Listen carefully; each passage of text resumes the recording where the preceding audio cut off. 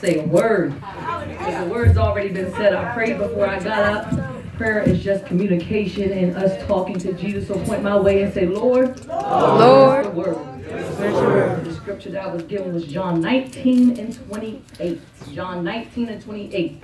28 says, after this, Jesus, knowing that all things were now accomplished, that the scripture might be fulfilled, saith, I thirst. I'll read it again. After this, Jesus, knowing that all things were now accomplished, that the scripture might be fulfilled, saith, I thirst.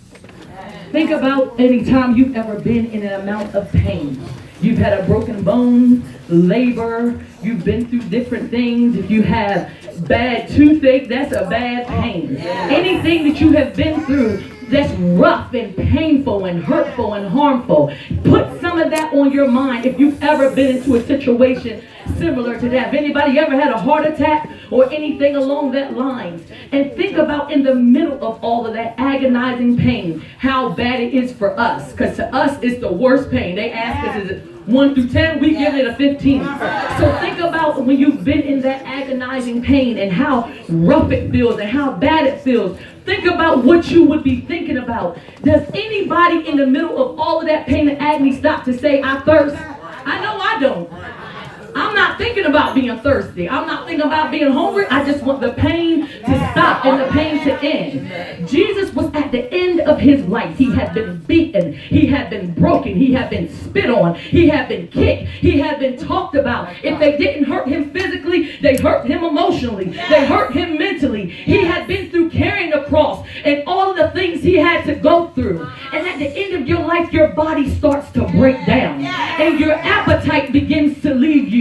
Bit by bit, and your thirst as well goes, and it starts to leave you. I'm saying all of this because I'm trying to get you to the point that when Jesus was up there on the cross, when he went through all of what he went through, think about the fact that how weak he would have been, how tired he would have been, and what is the probability that the soldier would have even heard him be able to speak above a whisper to say, I thirst. But turn to your neighbor and say, it was all a part of the plan. But the soldier did hear him, and then he offered him up some of that sour vinegar on the hyssop stalk. But let's think about this thing. When Jesus said, I thirst, what I want you guys to understand and know that it was not a natural thirst that he was experiencing per se, but it was a spiritual thirst. His thirst was that. His thirst was for the will of God. He was thirsty to do the will of God. So when he knew the job was done, is what the scripture said. When he knew the Messiah prophecies had already been done, he was born of a woman. He came to the earth. He talked. He healed. He delivered. He laid hands on the leprosy. He did all the things that he was supposed to do.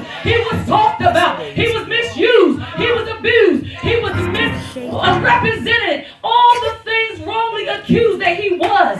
And he said, the scripture says, when he knew that everything was finished, he then said, I thirst. Turn to your neighbor and say, obey your thirst. Obey your thirst. All that had been done and everything that was over, he said, I thirst. The thirst was deeper than just the natural, like I said earlier, but he was thirsting after the will of God. So he said, I thirst. Through his obedience, we have the victory. Through the obedience of God on the cross, we have the victory. And the scripture lets us know that when you link yourself up to the will of God, hallelujah, when you link yourself up to the will of God, the things that people brought about to hurt you, God says, yes, it may hurt you right now, but I won't let it harm you. Harming you is long term. God says, I will not let it destroy you. If you go through for righteousness' sake, for the will of God, he said, I am going to give you the victory. We get to points where we don't want to be obedient to the will of God because it's uncomfortable. We get discomfort, so we don't want to be obedient. But look at Christ on the cross. God, I thank you. He had opportunity to take a little bit of comfort and relief. Think about the first time when they offered him that mixed drink with the gall and the myrrh in it. That was to help ease some of the pain and dull things out, but he passed it up. Think about when they were blaspheming him and talking about him and telling him, why don't you come down? up because it was not about how he felt. He passed it up because it wasn't about what he wanted. Thank you, Jesus. Luke says, the Lord says, not my will, but thy will be done. Even in his middle of his humanity, he still immediately recognized the will of God. Even when he was tired, even when he was sorrowful, even when he didn't want to die, he still acknowledged the will of God. Titus says, our righteousness comes through Christ's obedience on the cross. Because he died, I no longer have to be enslaved. Because he died, I didn't have to die in my mess.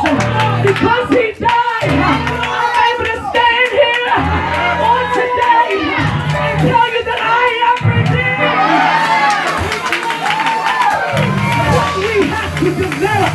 We have to develop a thirst for the will of God. And when we get a thirst for the will of God, we have to obey our thirst.